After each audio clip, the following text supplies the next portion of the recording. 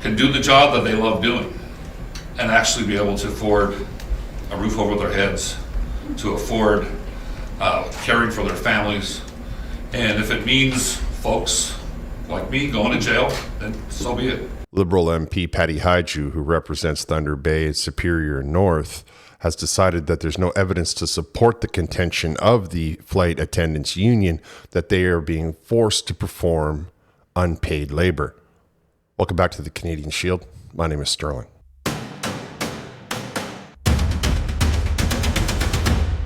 Well, there has been some very strange developments in the flight attendant strike from Air Canada. Patty Hajdu's gone on CBC and says that she's made the right decision and there's really no proof to support what the union is saying, and that the union really should just put some water in their wine and start to realize that you're not going to get everything you want. Now, you would imagine that they would be taking the side of the worker, right? I mean, Patty Hajdu represents a blue-collar area, Thunder Bay, Superior North.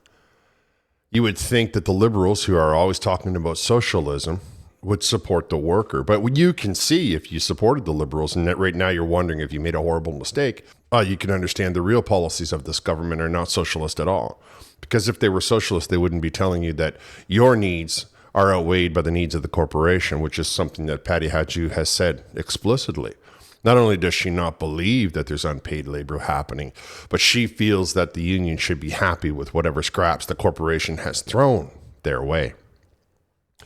Now, we'll get into some of the things that she has to say. However, before we break this down, I would encourage all of you to subscribe to the channel. I really want to hit 100,000. I really want to reach a broader audience. And by doing that, we can convince the algorithm, which is controlled by Bill C-11 to some extent, that people would like to watch my content. The legislation by the CIRB, which is the Canadian Industrial Relations Board, which is the people who Patty Hajdu has ordered to take charge of this situation, they have legislation that will allow them to fine people for not complying with the contract. In addition, they can put them in prison. Now, you can steal $1 million on the Arrive scam app, no problem at all. Police departments in Toronto are telling you to just leave your keys by the door. It's no big deal. But how dare you defy the Liberal government? How dare you defy the government? They will put you in prison and fine you thousands of dollars a day. Many of you will remember when I pointed out that the important part of Minister Hajdu's announcement to invoke 107 of the Labor Code, Section 107 of the Labor Code, was when she instructed the CIRB, the Canadian Industrial Relations Board, to treat the contract that exists between Air Canada and the union as if it had not expired. So now, when the statement is released by the CIRB today, as at time of recording, they are saying that the strike is illegal, right? They have branded the strike illegal now because under the legislation, they have extended the terms of the contract. And when you have a collective agreement, you're not allowed to go on strike unless there are very specific steps followed. Part of the reason that many of these contracts take so long is because they look for every in and out, every possibility. And that's fine once it's signed, once it's ratified. But you can't just say, oh, they've been talking to one another for months now, and all of a sudden I'm going to force them to have they were upset with the contract. And now you're telling them that they have to deal with it anyway. And if they don't, well, we're going to start putting your union leaders in prison. We're going to start fining your union because it's an illegal strike now, you see? There's no limit. We're going to stay strong. We're going to stay committed to making sure that those workers can do the job that they love doing and actually be able to afford a roof over their heads, to afford caring for their families. And if it means folks like me going to jail, then so be it. If it means our union being fined, then so be it. We're looking for a solution here. Our members want a solution here, but that solution has to be found at a bargaining table. Well, I think we can see that union's ready to hold the line, and I don't blame them. If it was me, they wouldn't get me to do unpaid labor. You can forget about it. And I don't believe anybody should be doing unpaid labor. I mean, we have a name for unpaid labor, a word for that. Like I said, the Americans fought an entire civil war over unpaid labor, allegedly. But you can see how now that the CIRB has decided that the strike is illegal based on Minister Haiju's insistence that they treat the contract as if it had not expired on March 31st, 2025, that the threat from this court that is supposed to be the mediator, the mitigators, to put him in prison, to fine their union, it's encased in law. So when she tries to make you believe that it's all about, finding industrial peace, it seems to me that when you threaten people with fines in prison, that's not really peaceful. The Labor Relations Board is asked to intervene. You invoked Section 107 of the Labor Act. They weren't asked to intervene. You ordered them to intervene. They are only in the situation because of the Liberal Party and the Minister of Forced Labor, Patty Haiju, MP for Thunder Bay, Superior North. Well, it's been one of the key components that we've heard of from flight attendants, and in fact, many commentators that have been following along have been, really struck by the fact that the allegations of unpaid work have been repeated and consistent. And it's deeply concerning as the Labour Minister responsible for the Canada Labour Code. Because in fact, the Labour Code has protections for workers, federally regulated workers, and in fact prohibits unpaid work. I asked the Labour Department if there have been actual filings of dispute with the Labour Department about unpaid work, and to my knowledge, there haven't been any. So the curious problem is that there's these deeply disturbing allegations of unpaid work. There isn't really a history of the Labour Department being asked to act on behalf of an aggrieved worker. Well, there were a couple of really interesting things said there. First, she says that it's a curious situation that the union is making all this claim and yet there's no paper trail.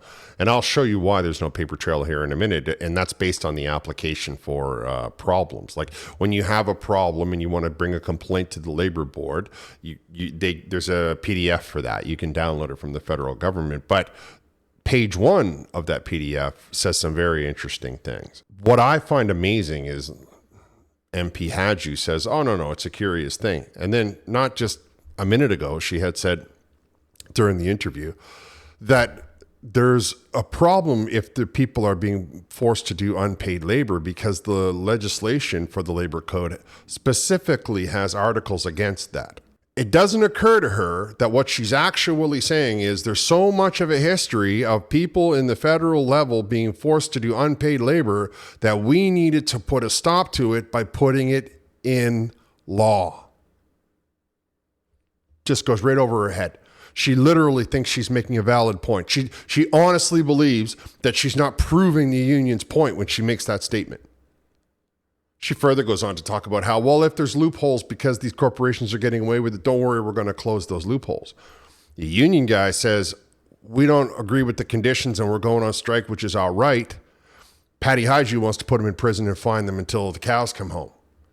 Corporations break federal legislation, federal labor laws, and the CEO is not threatened with prison at all. No, it's a loophole. We're going to close it. The board of directors of Air Canada is not threatened with fines and prison. No. Those are my close personal friends and close personal friends of Mark Kearney's. So we'll just make sure that it doesn't happen again. So so I went and I got a copy of the filing a labor complaint with the federal government, a grievance, and this is page 1 of the PDF. I think it's 6 pages, could be 5 pages, don't hold me to it. Step 1 is titled Before a Complaint is Filed. Okay, probably interesting information in there. Let's have a look. First, if you are a unionized employee covered by a collective agreement which provides for a grievance procedure, please contact your union representative to discuss your complaint. In most incidences, the labor program is not authorized to handle your complaint. Really? So what you want me to believe, MP Haiju, is that there's no grievance system in place that the CUPE, right, the Canadian Union of Public Employees, has. So you're telling me that even though all of these 10,000 people are working free of charge, are unpaid labor, that they haven't filed a grievance with their union? No, there's no grievance been filed with the federal, but number 1 step of the Federal Labor Board is to say if you're a union that has an in-place grievance process, Well, not only do we not want you to file with us, we want you to file with them. We are not even permitted to accept any grievances. So when you say that there's no paper trail and there's no complaints, it seems to me that who we need to be asking is the union itself. And I can tell you off the top of my head, now I grant you at time of recording, I have not spoken to an official representative of the CUPE, but I can tell you that from what I've gathered from the 10,000 people that are on the picket line, there are grievances that have been stated. And much of it is about unpaid labor.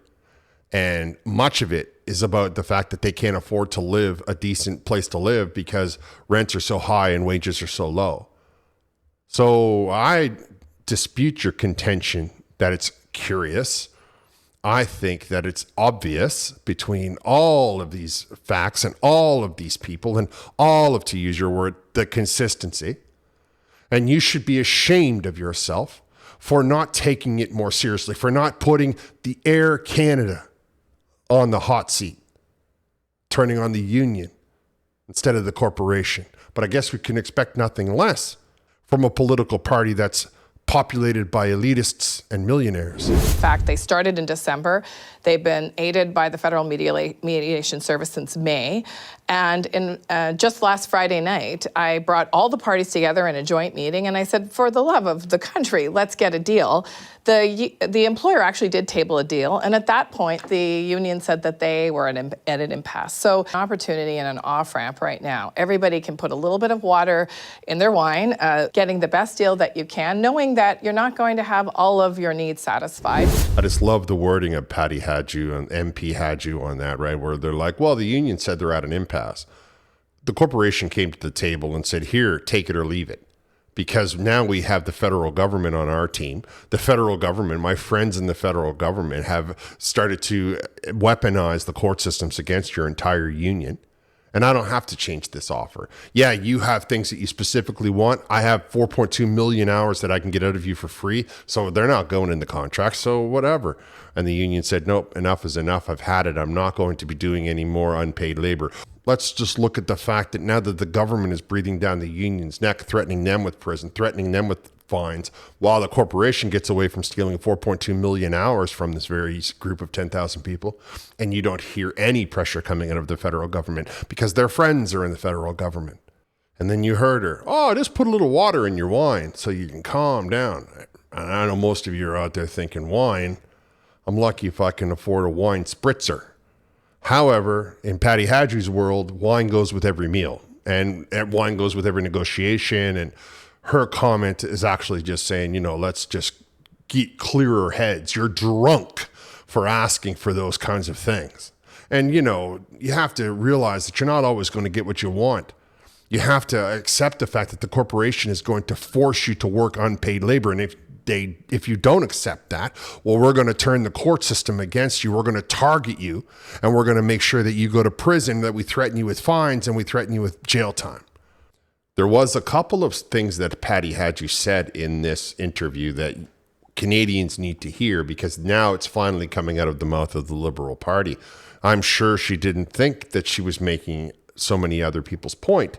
I believe that she said it because she said it at a couple of different places in the interview. I think that she believes, like the Liberal Party is so prone to doing, that she's making a point, but actually she's making somebody else's point. But clearly Canada's economy is experiencing stress, and with an economy that needs to be protected in this particular time, it was the right decision. Well, there you have it. The Minister of Labor, the Minister of Families has agreed with those of us in the center and those of us on the right that the economy in Canada is in a bad way.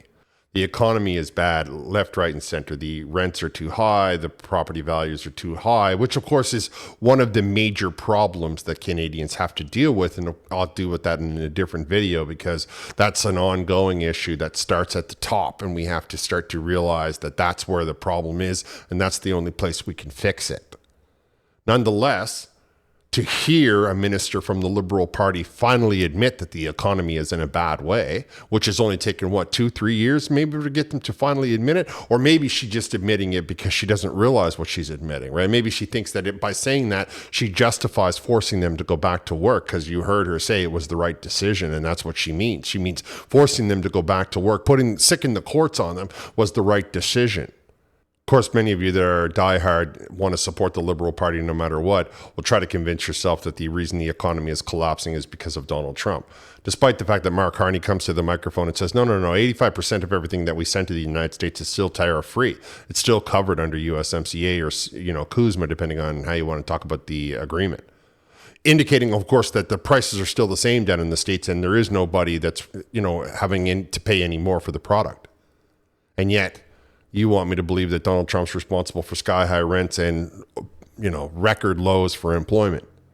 We're up near 9%. We just spent the whole entire spring and summer without putting a single project to it. The Liberal government took the summer off and went on vacation like they were high school teachers or something. So you're sitting there trying to convince yourself that the Liberal government is not the reason that the economy is collapsing. And now when it's convenient, they'll admit that the economy is collapsing because of 10,000 airline flight attendants who only want to not have to be forced to do work for no wages. As the corporation, the Friends of the Liberal government, steal 4.2 million hours of that very same hard work. Now, there can be no denying the fact that the Liberal government is on side with the corporations and that the economy is in a bad way, based solely and completely on this interview alone. Now, some proponents of the Liberal Party will be like, no, they're allowed to do this because it's an essential service. Okay, so I will refer you back to when Patty Hadji made this announcement and how she claimed that 40% of pharmaceuticals and organ tissues were being transported by Air Canada, indicating that 60% of these exact same products are being carried by other carriers. So more of the industry is away from Air Canada than is with it. Ergo, anyone who wants to transport these products has a wide variety of choice and selection that are already practicing this procedure of pharmaceuticals and organ tissues. So there's already a structure in place, and that it indicates that it is not an essential service, that it is a service that is taken care of by many of various different organizations and unions. The distinction of being an essential service and being forced back to work are reserved for those that have the exclusive monopolies, the post office, the teachers, the nurses, the doctors, so on and so forth. Exclusive monopolies on that industry.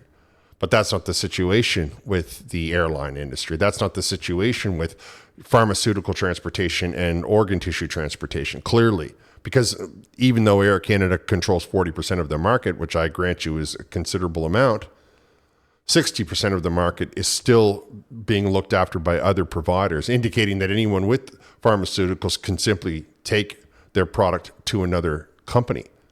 And I guess when they do that, when they realize that they're going to be getting the exact same service from somewhere else, and that they're just going to they would rather fight about the contract with Air Canada than worry about having to honor it later, they can understand that Air Canada can understand that what they should have done in the first place was take care of their people. And by taking care of their people, they wouldn't have had this problem. Instead of robbing them for 4.2 million work hours so that they give themselves bonuses and buy more stock options.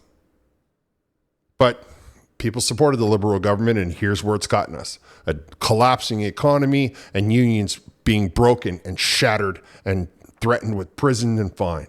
You can let me know what you think down in the comments. Once again, I would encourage you to like, comment, subscribe, and hit the notification bell. Share this channel with all of your socials. I want to thank you for listening. I'll talk to you next time.